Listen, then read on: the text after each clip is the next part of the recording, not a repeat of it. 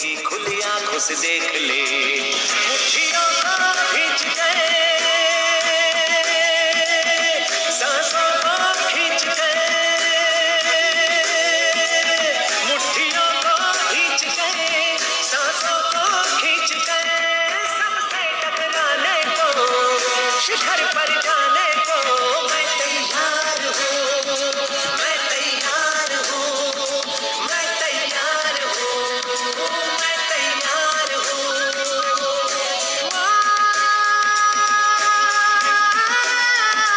मैं तैयार हूँ, मैं तैयार हूँ, मैं तैयार हूँ।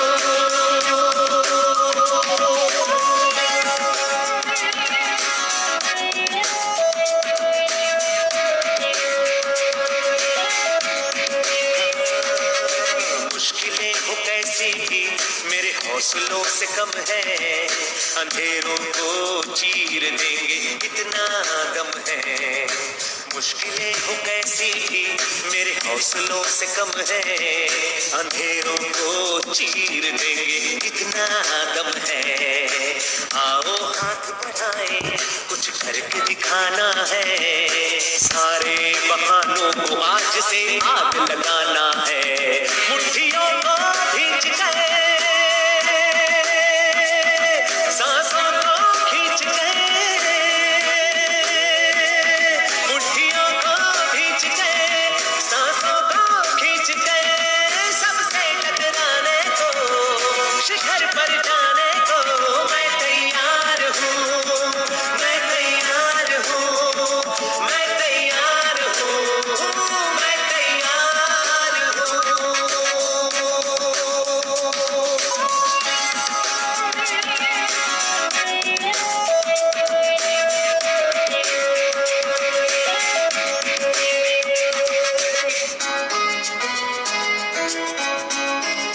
हाँ, खुद से है ये वादा, कुछ करके जाऊंगा, सबके सीनों को गर्व से भर जाऊंगा।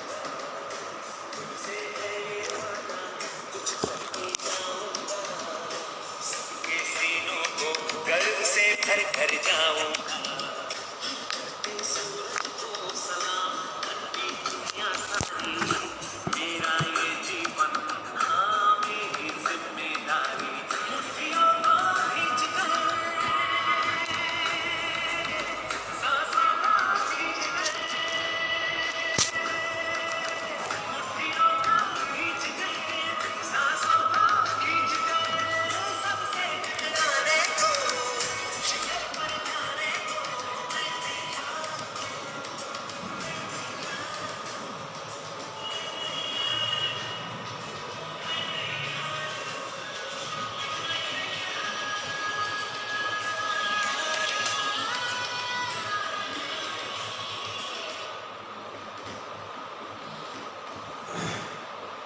Okay all of you, good morning.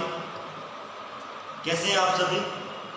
जो भी फ्रेंड्स, जितने भी रेस्पेक्टिव पर्सन्स जो ऑनलाइन आ चुके हैं, वो प्लीज़ कमेंट बॉक्स के अंदर जय श्री कृष्ण राधे राधे जरूर लिखिए।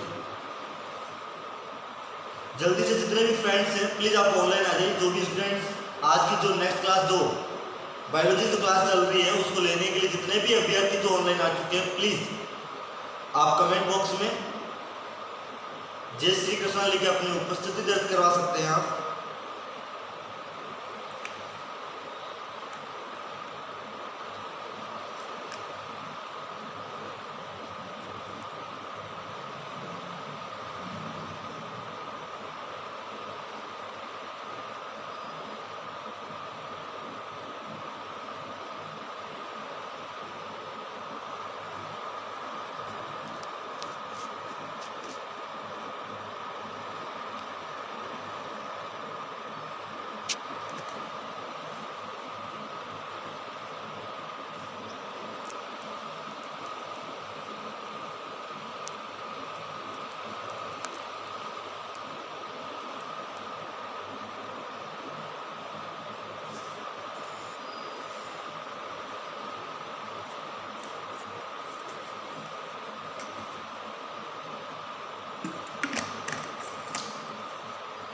निमाराम जी, जय श्री राम। ओम प्रकाश देवासी साहब नमस्कार। पंकज देसाई, ठीक हो भाई? एकदम बढ़िया हूँ। जो भी फ्रेंड प्लीज़ आप अभी FB पे ऑनलाइन हैं तो प्लीज़ कमेंट बॉक्स के अंदर जय श्री कृष्णा राधे राधे लिख करके अपनी उपस्थिति दर्ज करें, जिससे हम इस क्लास को स्टार्ट कर सकें।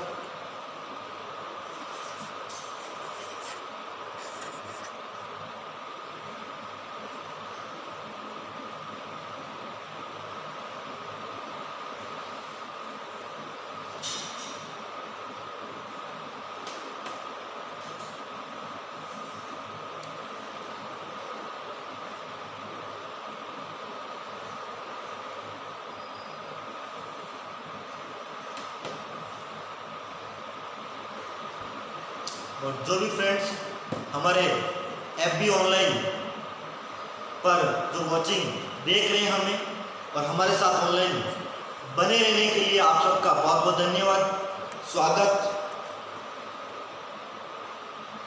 अशोक जी, मैं एकदम बढ़िया हूँ, आप सुनाइए कैसे हैं?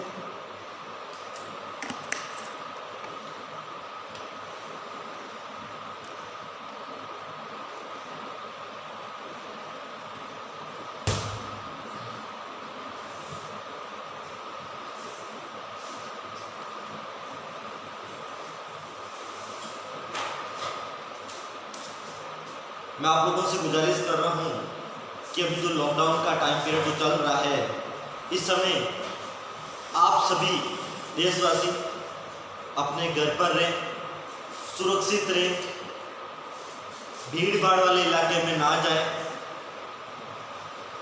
जितना संभवता है उतनी देर आप मास्क या सैनिटाइजर का यूज करें।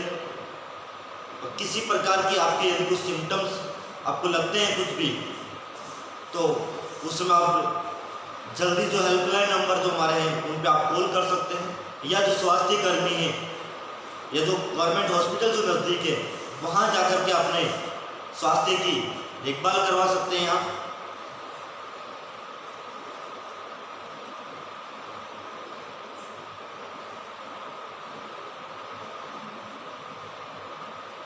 आशुतोष दुबे जी, आज हमारा जो टॉपिक चलेगा वो चलेगा बायोलॉजी के अंदर, जूलॉजी के अंदर जो डाइजेस्टिव सिस्टम है उसके अंदर हम आज पढ़ेंगे डाइजेशन वगैरह।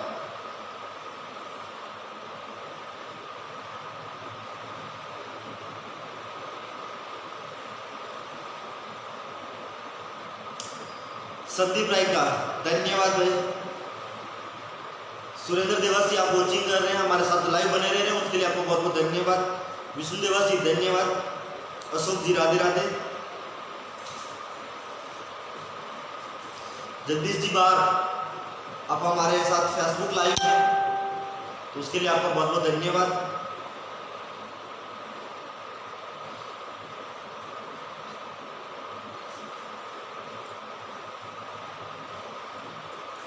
चलिए फ्रेंड, आज हम टॉपिक स्टार्ट कर रहे हैं।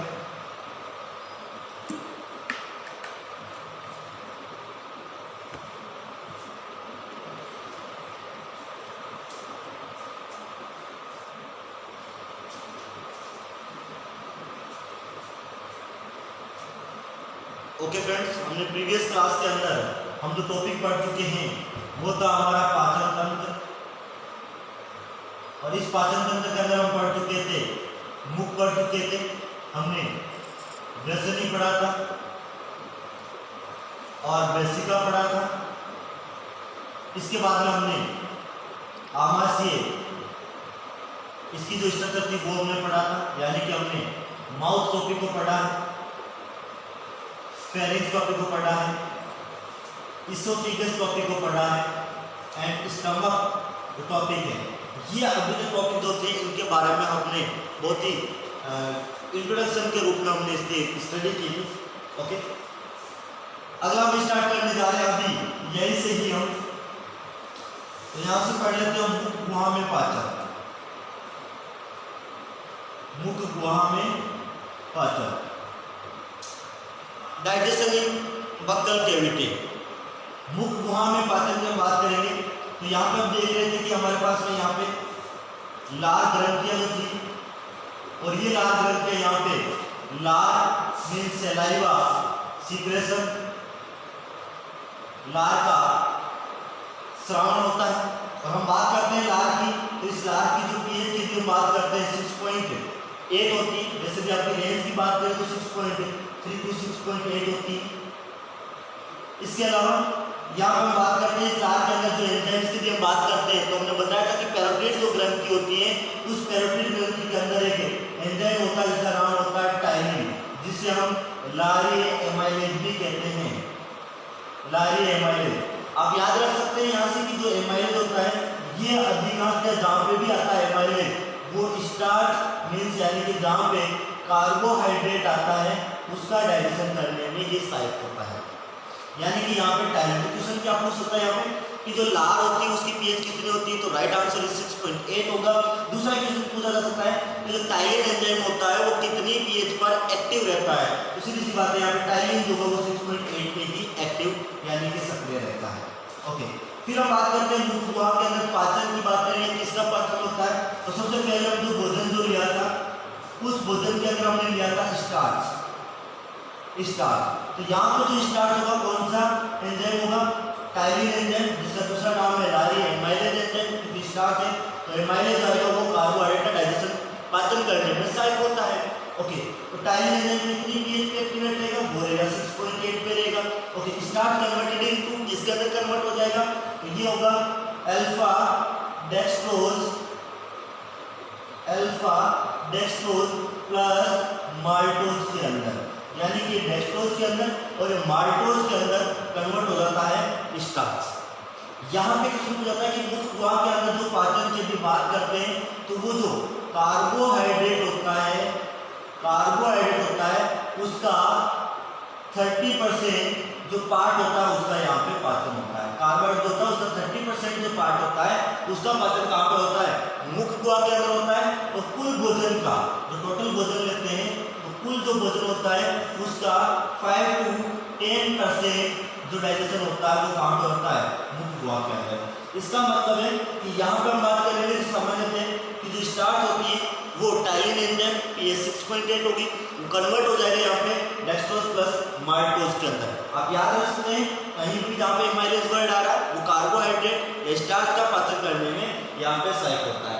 तो ये था मुख गुहा के अंदर पाचन, केवल एक ही कार्बोहाइड्रेट का ही पाचन होता है, वो मुख गुहा के अंदर होता है। दूसरा हम देख सकते हैं मुख गुहा के अंदर अवशोषण, मुख गुहा में अब्जॉर्प्शन यानी कि अवशोषण। यदि यहाँ पर अवशोषण की हम बात करते हैं तो यहाँ पे कुछ औषधियों सम ड्रग्स यानी कि कुछ औषधियाँ होती हैं उन्हीं का यहाँ पे अब्जॉर्प्शन होता है। जैसे कि एग्जाम्पल की बात करते हैं आइसोप्रेनिलिन। ऐसी जो औषधियाँ होती हैं, कुछ जो औषधियाँ होती हैं उनका क्या होता है, यानी कि मुख गुहा के अंदर अवशोषण होता है। तो पहला जो टॉपिक था हमारा, हमने पाचन में अवशोषण देखा था, इसके अंदर बक्कल कैविटी यानी कि मुख गुहा के अंदर, मुख गुहा में पाचन किसका होगा, यहाँ पे स्टार्च का होगा। कौन से एंजाइम की उपस्थिति में, याद रखना है टाइलिन, कितनी पीएच 6.8 होगी, कन्वर्ट किसमें होगा, डेक्सट्रोज और माल्टोज के अंदर यहाँ पे कन्वर्ट हो जाएगा। टाइलिन का ही दूसरा नाम क्या है, अभी ऑप्शन के अंदर आ जाए लारी एमाइलेज, तो वही टाइलिन है और एमाइलेज आ रहा वो स्टार्च या कार्बोहाइड्रेट का पाचन कर रहा। मुख गुहा के अंदर औषधि की बात करते हैं, जैसे कि यहाँ हम देखें कुछ औषधियों का या बहुत ही कुछ मात्रा में एल्कोहल का भी क्या हो सकता है, यहाँ पे अवशोषण यहाँ पे हो सकता है। तो ये हमने पहला टॉपिक जो पढ़ चुके हैं, कंप्लीट हो गया हमारा मुख वाला, ठीक है। ग्रसिकी और ग्रसिका की बात करते हैं, इन दोनों के अंदर पाचन नहीं होता है, दोनों के अंदर पाचन नहीं होता है। क्यों नहीं होता है, क्योंकि इनके अंदर कोई भी पाचक एंजाइम नहीं पाए जाते हैं, पाचक एंजाइम एब्सेंट, यानी कि पाचन एंजाइम नहीं पाए जाते हैं ग्रसिकी और ग्रसिका के अंदर, इसलिए यहाँ पे पाचन नहीं होता है। अगला हमारा टॉपिक होगा आमाशय के अंदर पाचन। आमाशय की हम बात करेंगे, कल हमने डायग्राम की बात की थी, इसके स्ट्रक्चर, इसकी संरचना की बात की थी। आज हम पढ़ेंगे आमाशय के अंदर पाचन जो होता है वो किस प्रकार से होता है। Okay, let's start. Digestion and absorption in stomach के अंदर, यानी कि हम आमाशय के अंदर हम पढ़ेंगे कि पाचन और अवशोषण किस प्रकार से हो रहा है। ओके, तो आमाशय में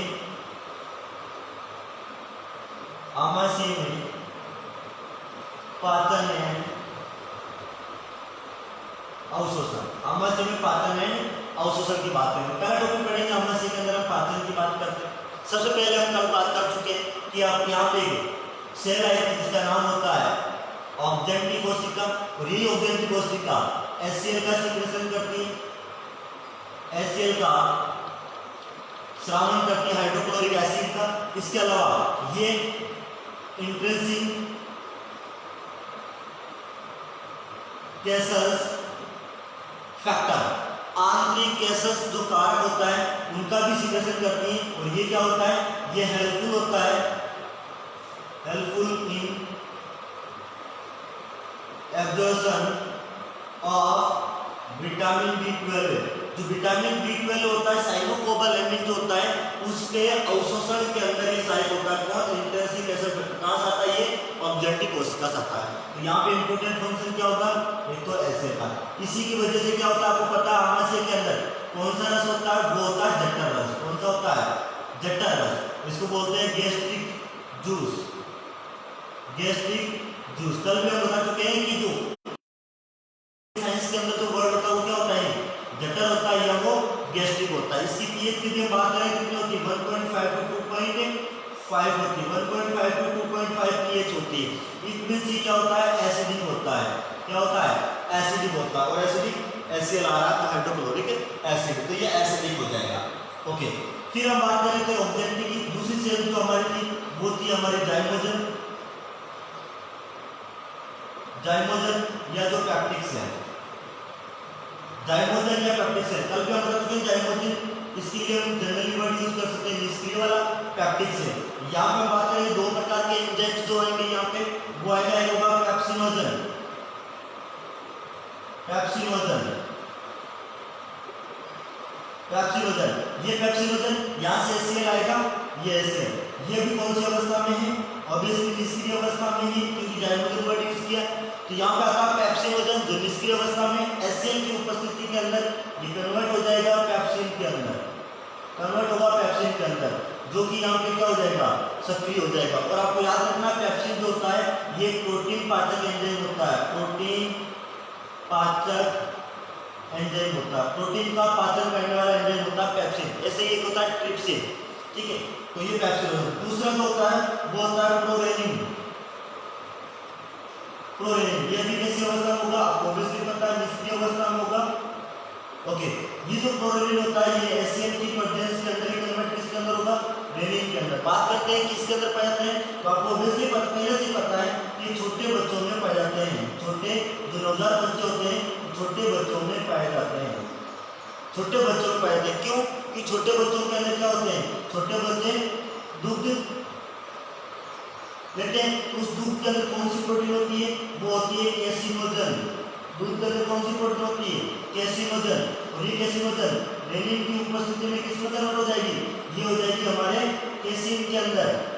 और कैसिन यहाँ पे कैल्शियम प्लस 2 के साथ में रिएक्शन करेगा और रेनिन के साथ में रिएक्शन करेगा, यहाँ पे बन जाएगा कैल्शियम पैरा कैसिनेट, कैल्शियम पैरा कैसिनेट बन जाएगा। और कैल्शियम पैरा कैसिनेट नहीं किया, यही एक दूध होता है उसका दहीकरण होना, दूध का दहीकरण, कर्लिंग ऑफ मिल्क, यानी कि दूध का दहीकरण होता है किसकी उपस्थिति में, यानी कि वो रेनिन की उपस्थिति में होता है।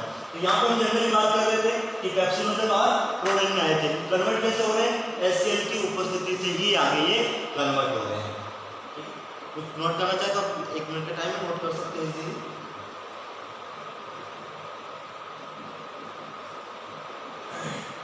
कुछ भी डाउट हो प्लीज आप कमेंट बॉक्स के अंदर लिख सकते हैं।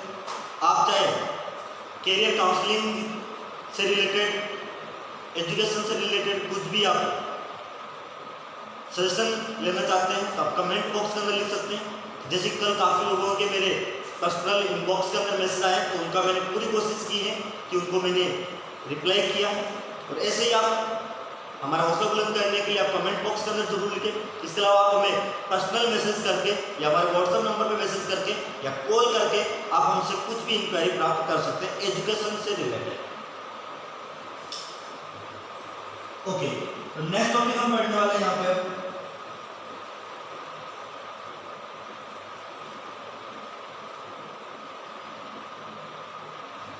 ओके, तो हम अभी तक हमने क्या कर दिया था, पेप्सिनोजन को HCl की प्रेजेंस के अंदर पेप्सिन के अंदर कन्वर्ट किया, प्रोरेनिन को HCl की उपस्थिति में रेनिन के अंदर कन्वर्ट किया। रेनिन कहाँ काम आ रहा था कि छोटे बच्चों के अंदर कैसिनोजन प्रोटीन होती है, वो रेनिन के साथ में रिएक्शन करेगी, कैसिन में कन्वर्ट होगा। कैसिन जो होता है वो कैल्शियम +2 और रेनिन साथ रिएक्शन करेगा तो कैल्शियम पैराकैसिनेट बनता है। तो कैल्शियम पैराकैसिनेट का बनना ही क्या है, दूध का दहीकरण होता है। तो छोटे बच्चों के अंदर ऐसे पाचन हो जाता है। ओके, और बड़े वयस्क की बात करते हैं, एडल्ट पर्सन की बात करते हैं, तो उनके अंदर दूध लेते हैं तो उनका पाचन कौन करता, तो वो HCl ही करता वहाँ पे।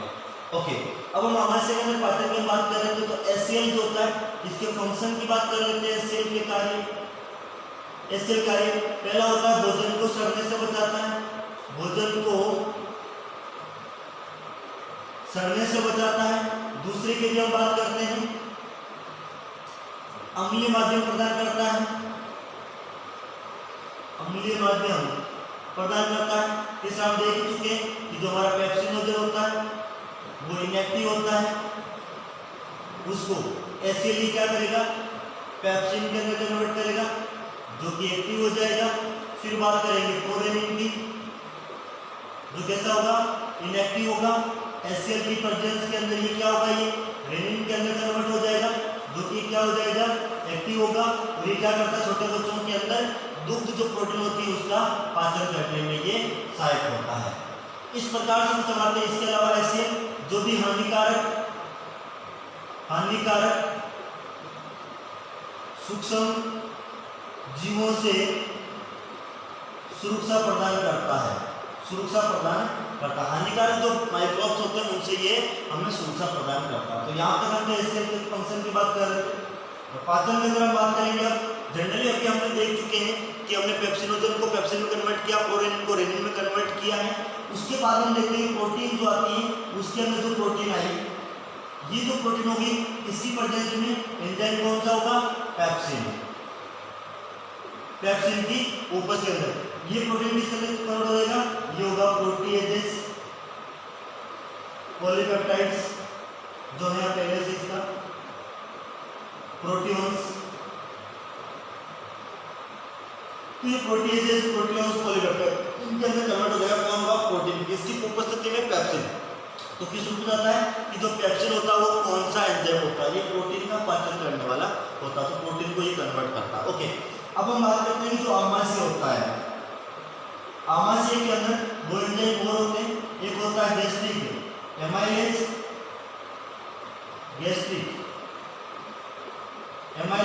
और दूसरा होता है गैस्ट्रिक लाइपेज। आप नाम से समझ रहे, गैस्ट्रिक का मतलब स्टमक होगा, सीधी सी बात है।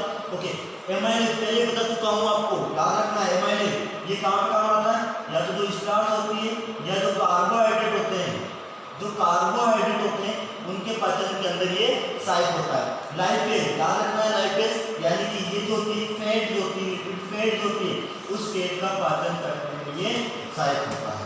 ओके, लेकिन अब यहाँ पे दोनों एंजाइम हैं, एमाइलेज भी और लाइपेज, लेकिन यहाँ पे क्या होता है कि आमाशय में कौन सा मीडियम होता है, एसिडिक यानी कि अम्लीय माध्यम होता है, और अम्लीय माध्यम में ये दोनों जो एंजाइम होते हैं ये कैसे हो जाते हैं, निष्क्रिय हो जाते हैं, काम नहीं कर पाते हैं। लेकिन बहुत ही कुछ मात्रा के अंदर लाइपेज, गैस्ट्रिक लाइपेज यहाँ पे काम करता है, और ये यहाँ पे क्या करेगा, जो वसा होती है उस वसा गैस्ट्रिक लाइपेज एंजाइम की उपस्थिति के अंदर ये कन्वर्ट हो जाएगी फैटी एसिड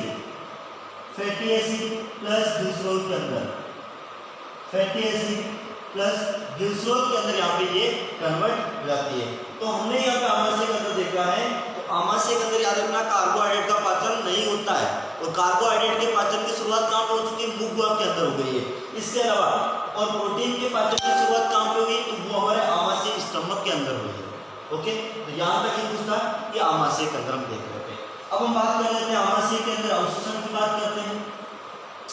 आमाशय में अवशोषण, आमाशय के अंदर हम एब्जॉर्प्शन की बात करेंगे, अवशोषण की बात करेंगे, तो याद रखना बहुत ही कुछ मात्रा में यहाँ पे आमाशय के अंदर देखेंगे जल का, ग्लूकोज का,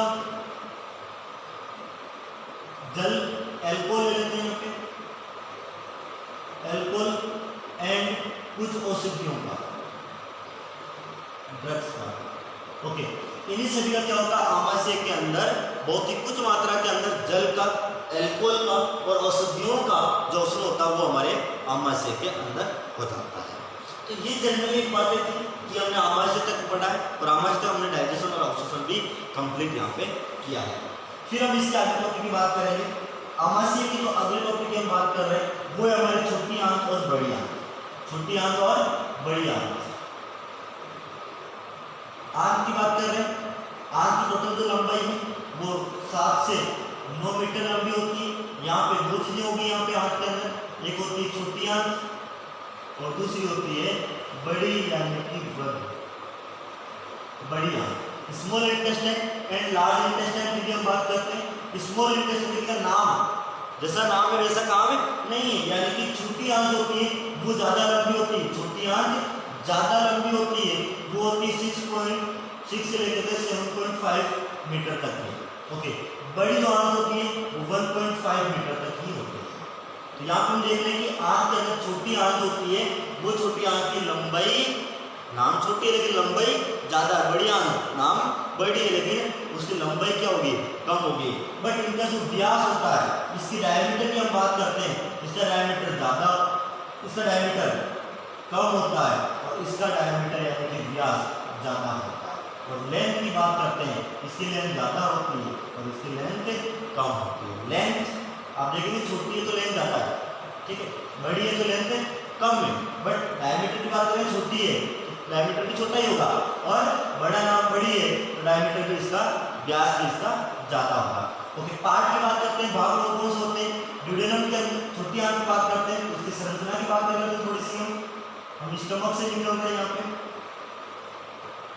ये स्टमक था, यहाँ से आगे हम जा रहे हैं।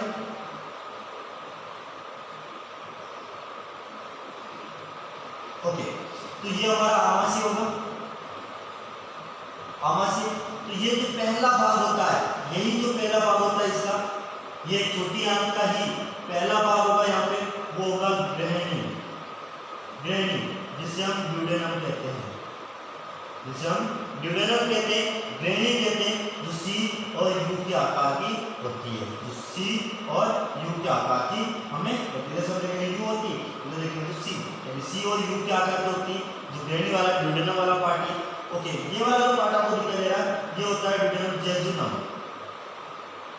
जेजुनम जिसको हिंदी में कह देंगे मध्यांग। ओके, फिर ये वाला जो पार्ट आपको दिखाई दे रहा है ये तीसरा पार्ट हो जाएगा, ये होता है इलियम, यानी कि हिंदी में आप इसको बोलेंगे,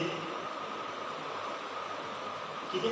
तो ड्यूडेनम, जेजुनम और इलियम तीन पार्ट होते हैं छोटी आंत के अंदर, ठीक है। ओके, छोटी आंत के अंदर सबसे अधिक, सबसे ज्यादा पाचन और अवशोषण कहाँ होता है, छोटी आंत में होता है। सबसे अधिक पाचन और अवशोषण कहाँ होता है, छोटी आंत के अंदर होता है। ओके, तो यहाँ तक हम देख चुके हैं।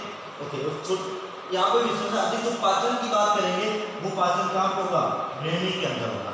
ग्रहणी में क्यों होता है, इसका कारण क्योंकि यहाँ पे क्या है, एक तो अग्नाशय है, तो अग्नाशय रस भी यहाँ आएगा और यहाँ पे क्या होता है, लीवर होता है, यकृत होता है और यकृत वाले भी आएंगे।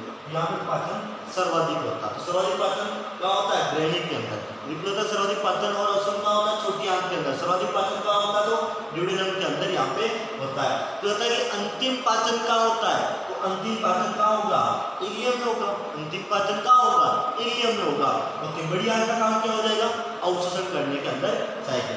छोटी आंत के अंदर जो संरचना होती है जिसको हम कहते हैं विलाई, विलाई, और इस विलाई की छोटी क्या हो जाए, माइक्रोविलाई, माइक्रोविलाई, सूक्ष्म रसायन, सूक्ष्म रसायन बात करते हैं विलाई।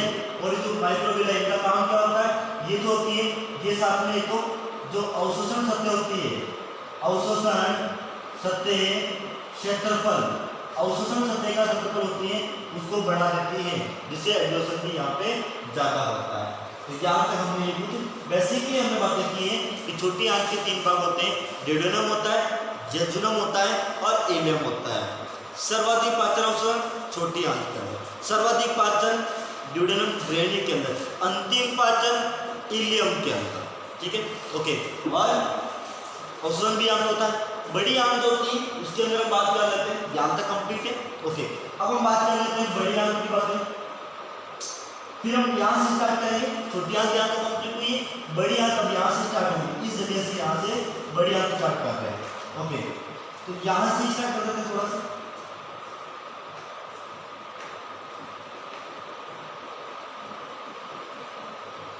यहाँ पे छोटी आंत का पार्ट है, बड़ी आंत स्टार्ट कर रहे हैं हम यहाँ पे।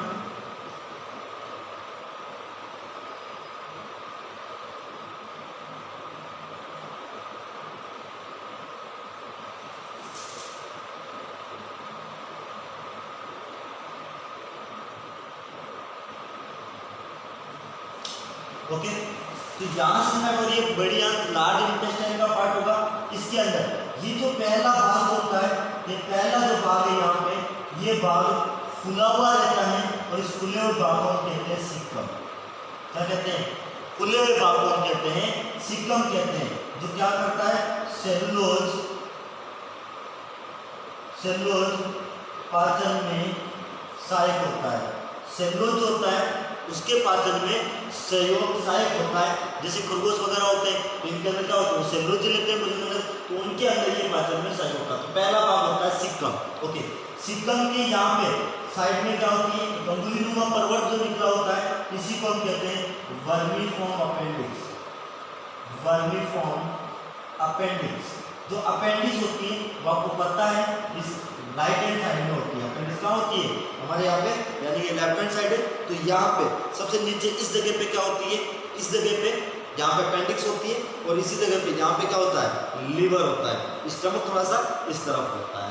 यहाँ तक हमने बेसिक बात की, पहला पार्ट था हमारा सिक्कम। ओके, बड़ी आंत का पहला भाग हमने कंप्लीट किया है सिक्कम, उसी के पास में वर्मीफॉर्म अपेंडिक्स। सिक्कम का काम है सेलुलोज के पाचन में सहायक होती है। फिर आप एक तो इस भाग को देख रहे हैं, एक ये भाग है, दूसरा भाग ये है, और तीसरा भाग ये है। ये 2 और 3, ये जो तीनों भाग होते हैं, ये तीनों कौन से हैं? ये कॉलन के हैं। इसका भाग है ये कॉलन का ही भाग है। ओके, कॉलन में देखेंगे, ये आप देख रहे हैं ऊपर की तरफ जा रहा है, बढ़ता हुआ क्रम है। और गणित में बढ़ते हुए क्रम को क्या कहते हैं? आरोही कहते हैं। क्या कहते हैं? आरोही कहते हैं, जिसको इंग्लिश में असेंडिंग कहते हैं, असेंडिंग कॉलन। फिर यहाँ पे देखें कि इस प्रकार से है, तो ये इस प्रकार से जो होता है उसको बोलते हैं अनुप्रस्थ, ट्रांसवर्स। अनुप्रस्थ यानी कि ट्रांसवर्स, ऐसे होता है उसको लॉन्गिट्यूडिनल बोलते हैं, अनुदैर्ध्य बोलते हैं, लेकिन ये ऐसे है, मतलब ये ट्रांसवर्स होगा, अनुप्रस्थ होगा। तीसरे की हम बात करेंगे, तो ये आरोही हो गया, डिसेंडिंग हो गया। ठीक है, रेटिकुलर पार्ट को बोल देते हैं हम, रेटिकुलर सिग्मोइड कहते हैं, सिग्मोइड वाला पार्ट हो जाता है। ठीक है, तो यहाँ पे भी एक प्रकार का कॉलन यहाँ पे होता है। ठीक है, इसको हम दूसरा भी एक और सिग्मोइड, ये वाला पार्ट सिग्मोइड होगा, और ये वाला जो पार्ट होगा ये बढ़ता हुआ, ये नीचे घटता हुआ। तो सिग्मोइड हम यहाँ पे लिख देंगे सिग्मोइड, और यहाँ पर हो जाएगा ये असेंडिंग है, तो नीचे घटता हुआ होता है, उसको अवरोही कहते हैं, डिसेंडिंग करो। ओके, ये 3 पार्ट हो चुके हैं। सबसे नीचे वाला पार्ट सिग्मोइड वाला होगा। ओके, ये वाला भाग सबसे लास्ट का, ये जो फूला हुआ होता है, इसको हम रेक्टम कहते हैं। रेक्टम यानी इसी को हम मलाशय कहते हैं, जहाँ पे मल एकत्रित होता है। ओके, फिर इसके आगे वाला भाग आता है, ये वाला जो भाग होता है, इसको हम कहते हैं गुदा नाल, एनाल कैनाल। ओके, और सबसे लास्ट वाला पार्ट होता है, इसी को हम कहते हैं गुदा, एनस। ओके, तो यहाँ तक ही हम बातें कर रहे थे, छोटी आंत के भाग की बातें की, बड़ी आंत के जितने भी पार्ट्स हैं उनकी हमने यहाँ पे बातें की है। बड़ी आंत का आपको पता है कि होता है क्या, अवशोषण होता है। बड़ी आंत का कार्य क्या है, अवशोषण करना होता है। तो बड़ी आंत में ये आपको समझ दे रही है, ये वाली इन्हीं को हम कहते हैं होस्ट्रा। यही होती है होस्ट्रा। होस्ट्रा किसमें सहायक होती है? ये भी अवशोषण में सहायक होती है। किस सहायक होती है? अवशोषण प्रक्रिया के अंदर ये सहायक होती है। कौन सी? होस्ट्रा। ओके, ये वाली जो बनी होती है होस्ट्रा। ठीक है, ओके। बड़ी आंत के अंदर क्या होता है? अवशोषण। किस किस का अवशोषण होगा? यहाँ पे जल का होगा, जैसे कि लवणों का होगा, जल का होगा, जितने भी लवण होते हैं उनका होगा, विटामिन के, B12 इनके सहायक, इसमें भी सहायक हो जाएगा। इसके अलावा मल निर्माण जो स्टूल फॉर्मेशन होता है मल का निर्माण होता है वो भी हमारे कहाँ होता है, बड़ी आंत के अंदर ही होता है। ओके, तो यहाँ पे हमने ये यहाँ पे जनरली बातें की है। ओके, आपको पता है जब छोटी आंत में संक्रमण होता है, छोटी आंत में जब संक्रमण होता है तो क्या होता है, छोटी आंत में संक्रमण होने से डायरिया होता है।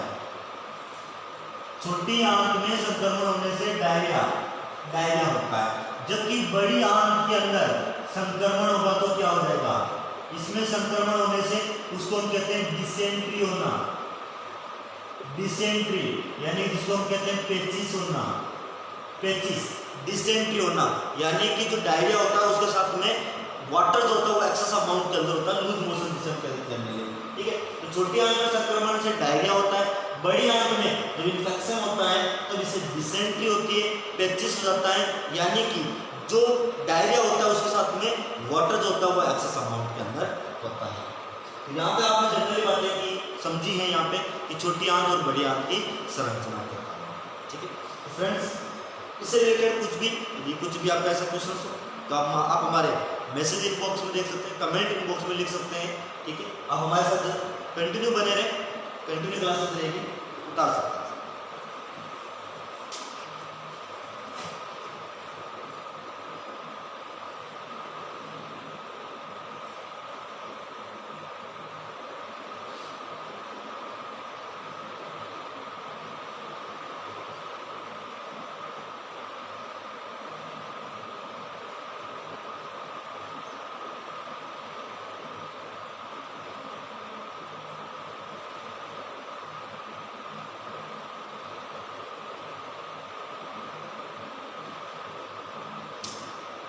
एमएस देवासी जी राम राम, नेताजी देवासी धन्यवाद, समरमल माकड़ जाट धन्यवाद। और जो भी फ्रेंड्स मेरे साथ अभी ऑनलाइन बने हुए हैं, विजय सिंह चौहान जी, डॉक्टर राजेश पूनिया जी, और जितने भी फ्रेंड्स आप हमें अभी लाइव ऑनलाइन देख रहे हैं, तो आपका हमारे साथ बने रहने के लिए आपको बहुत बहुत धन्यवाद, स्वागत।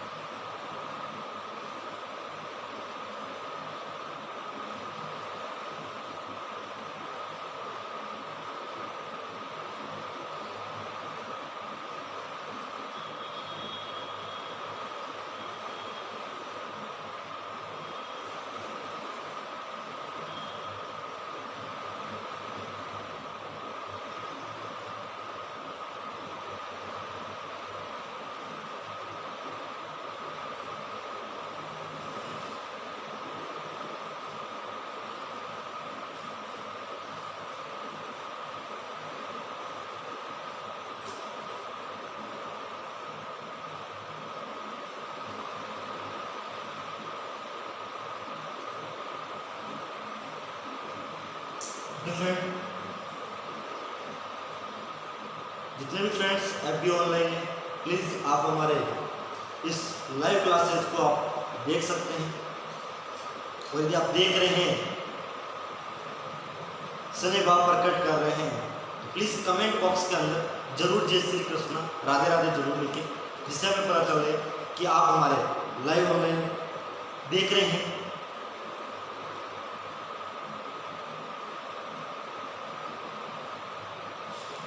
मानक जी इंजवारिया धन्यवाद सर।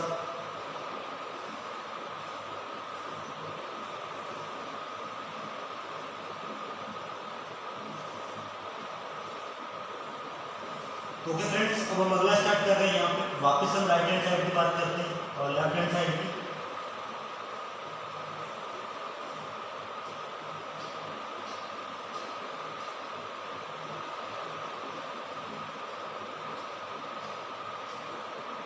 ओके, तो यहाँ पर हम बात करते हैं जनरली यहाँ पे जो संरचना होती है, यहाँ पे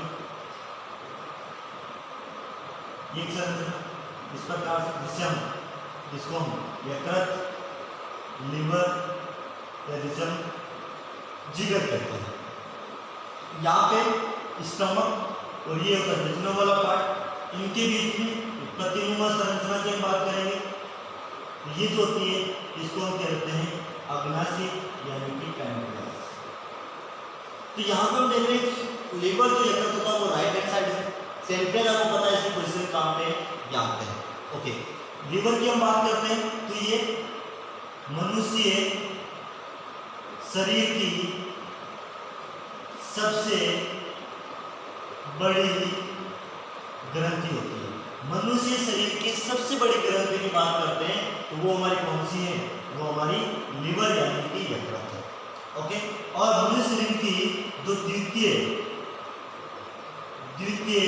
बड़ी जो ग्रंथि होती है वो हमारी कौन सी हो जाएगी, वो हमारी अग्नाशय होती है। ठीक है, तो पहले जो टॉपिक ले रहे हैं वो हमारा लिवर यानी कि हम यकृत को लेंगे, लिवर के बारे में देख रहे हैं, यानी कि यकृत जिसी का नाम है जिगर। ओके, आपको पता है लिवर के लिए साइंस या मेडिकल टर्म के अंदर इसके लिए जो वर्ड यूज किया जाता है वो क्या होता है, हिपेट। हिपेट वर्ड यूज किया जाता है यहाँ से। ठीक है, जैसे कि हिपेटिक कहीं पे आएगा, हिपेटिक आर्टरी, हिपेटिक वेन। तो हिपेटिक आर्टरी जो है वो यहाँ पे लिवर को शुद्ध रक्त की सप्लाई करेगी, हिपेटिक वेन जो यहाँ पे अशुद्ध रक्त को लेके जाती है। तो यहाँ पे ये लिवर जिसके लिए वर्ड यूज करेंगे हम हिपेट वर्ड यूज करेंगे। ओके, अब इसकी हम संरचना की बात कर लेते हैं। अब बता के मनुष्य शरीर की सबसे बड़ी ग्रंथि है, इसकी वेट की बात करते हैं 1.5 किलोग्राम होती है, यानी कि 1 से 1.5 किलोग्राम की होती है। ये सबसे बड़ी जो ग्रंथि होती है। ओके, इस लीवर के अंदर हम बात करेंगे जनरली। ठीक है, तो लीवर जो है इसकी संरचना की हम बात करते हैं किस प्रकार से होती है।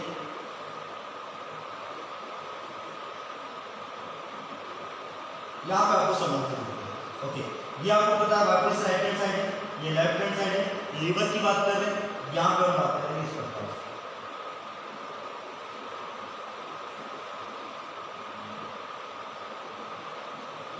ओके, तो यहाँ पे हम देखेंगे कि नलिका इधर है, एक नलिका इधर है। नलिका किससे संबंधित है, लिवर से संबंधित है। लिवर के लिए वर्ड यूज क्या करेंगे, हिपेट वर्ड यूज करेंगे। तो ये कौन सी हो जाएगी, इसको हम बोल देंगे, यानी कि लेफ्ट हैंड साइड की है तो लेफ्ट लिवर की है तो हिपेटिक और डक्ट, यानी कि बाई हिपेटिक नलिका। और ये कौन सी है, राइट हैंड साइड में है तो ये राइट हिपेटिक डक्ट। दाई हिपेटिक यानी कि यकृत नलिका भी इसको कह सकते हैं। तो एक राइट हैंड साइड की है और एक लेफ्ट हैंड साइड की हिपेटिक नलिका है, और ये हिपेटिक नलिका है इधर से भी आ सकती है, इधर से भी आ सकती है। यहाँ पे क्या बन रही है, एक कॉमन बन रही है। तो कॉमन को हिंदी में कहते हैं शहर, तो कॉमन हिपेटिक डक्ट ये बन जाएगी कॉमन हिपेटिक। राइट साइड की और लेफ्ट साइड की हिपेटिक मिलकर क्या बन जाएगी, कॉमन हिपेटिक डक्ट बन जाएगी। ओके, और यहाँ पे पता आपको जो लिवर होता है इसी के राइट हैंड साइड में यहाँ पे संरचना होती है इस प्रकार। जो सबसे इंपॉर्टेंट संरचना लिवर के अंदर जिसको हम कहते हैं गॉल ब्लैडर, और हिंदी में कहते हैं पित्ताशय। गॉल ब्लैडर पित्ताशय, और जिसके अंदर आपको पता जो पित्त रस होता है वो पित्त रस यानी कि यही संग्रह होता है। पित्त रस जो होता है वो यहीं पे ही होता है। तो जो गॉल ब्लैडर जो होता है, पित्ताशय जो होता है, वो ऑलरेडी हमारा लिवर राइट हैंड साइड में, और उसी के राइट हैंड साइड में वापस कौन है, गॉल ब्लैडर होगा। और इस गॉल ब्लैडर की ये जो नलिका होगी, इसकी जो नलिका होगी इसका नाम होता है सिस्टिक नलिका। सिस्टिक नलिका, सिस्टिक डक्ट, सिस्टिक नलिका। ओके, फिर क्या होगा, यहाँ पे इधर से आ रही है हमारी कॉमन हिपेटिक आ रही, कॉमन हिपेटिक, और इधर से आ रही सिस्टिक, ये आपको दोनों मिल जाएगी। तो ये आपको जो मिलती है इन्हीं को हम कहते हैं common bile duct, common bile duct, common bile duct Hindi में कह सकते हैं से पित्त, बाइल पित्त और नलिका। तो यहाँ पे सह पित्त नलिका कॉमन बाइल डक्ट किससे बनी है? ये बनी हमारे पहले हमारे राइट हैंड साइड की right hepatic duct, left hepatic दोनों मिलकर के कॉमन हिपैटिक डक्ट। ओके, फिर उसी के राइट हैंड साइड में गॉल ब्लैडर की नलिका का नाम सिस्टिक नलिका। तो कॉमन हिपैटिक नलिका और सिस्टिक नलिका दोनों मिलकर के क्या बनाएगी? कॉमन बाइल डक्ट सह पित्त नलिका यहाँ पे बन जाएगी। अब ये जो आगे जाएगी, अब ये यहाँ से फिर इसके अंदर जाएगी, इसके अंदर जाएगी। कहाँ पे जाएगी? पेनक्रियास यानी कि अग्नाशय वाले भाग के अंदर यहाँ पे जाएगी। तो हम यहाँ तक पढ़ चुके हैं, इसके आगे की हम बात यहाँ पे करते हैं। ओके, अब हम बात करें, जैसे हमने ये बोला है कि लीवर यकृत होता है। ओके, इसका जो आवरण होता है, इसी आवरण को हम कहते हैं ग्लिसन्स कैप्सूल। ग्लिसन्स कैप्सूल यानी कि संकोच, ग्लिसन्स कैप्सूल यानी कि संकोच, ग्लिसन्स कैप्सूल, ग्लिसन्स संपुट यानी कि ये इसका कैप्सूल होता है। ओके, यहाँ तक हमने ये लीवर की जनरल लेवल की संरचना की हम यहाँ पे बात कर रहे हैं। तो अब हम यहाँ से आगे जो भी नलिका होंगी वो कहाँ जाएगी? अग्नाशय के अंदर जाएगी। तो इसके आगे की हम बात करते हैं यहाँ पे